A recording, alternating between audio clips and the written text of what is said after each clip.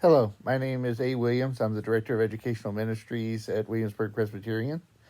And I would like to take 5 minutes here just to talk a little bit about the idea of faithfulness.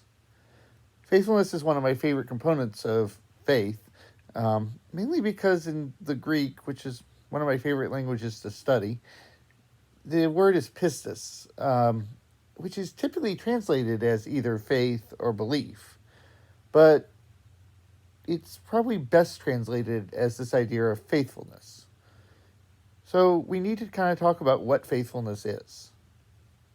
Faithfulness so often is viewed as making sure that we've done the right thing, that we are doing right in all situations. And yet, it doesn't seem like it's really that simple or that complex. Because if we're supposed to be doing right in all situations, then every time we fail completely. And instead of being, as Jesus describes, sheep, the idea of sheep is, these people who always do what is supposed to be done.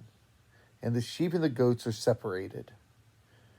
Well, the sheep, in order to be a sheep, you are always going to do the right thing. You are always going to clothe those in need. You are always going to feed those in need. You are always going to take care of the prisoner. You are always going to do all these things. And in reality, we don't do all those things all the time. It's pretty much impossible to do all those things all the time. It's why we look at things and go, well, we are all sinners, because we do all fall short. But whenever you separate sheep and goats, and one side does it all the time, the other side then, if you ever screw up, you're now a goat.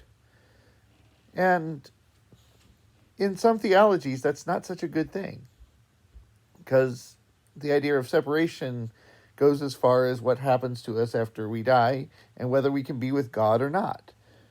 But I don't think God is looking for us to be sheep in the sense that this is talking about. We're not supposed to be able to do all these things. As we are here on Good Friday, the idea that Jesus is showing us a perfect way, but giving us the grace whenever we're imperfect. So we're not really sheep. We're good goats. That's the goal. The goal that we have is to try to be as close to sheep as we can, but to really be good goats, doing the right thing as best we can, as often as we can. So now we have to just figure out, how do we determine what is good? Well, good things are things that so often look like they're just cut and dry. Love your neighbor. But how do I love my neighbor? What does loving my neighbor look like? Particularly if things are not as clean cut as just, okay, I love my neighbor, so I took them a cake. Well, what if your neighbor is struggling financially? What levels are you willing and able to go to help take care of them? In the long run and in the short run, how far do we go? This is what's known as discernment. Discernment is this idea that we are going to take the time to try to seek after that which God would want us to do. Discernment is a long process and will take more than the 30 seconds I've got left. But to simply put it, we are looking for what is good, not what is perfect, not even necessarily what is best, but to do good, to aim to take care of others, to love them the best we can, and to recognize that we're never going to do it all right all the time. Faithfulness is seeking to do right and knowing that we're going to need grace.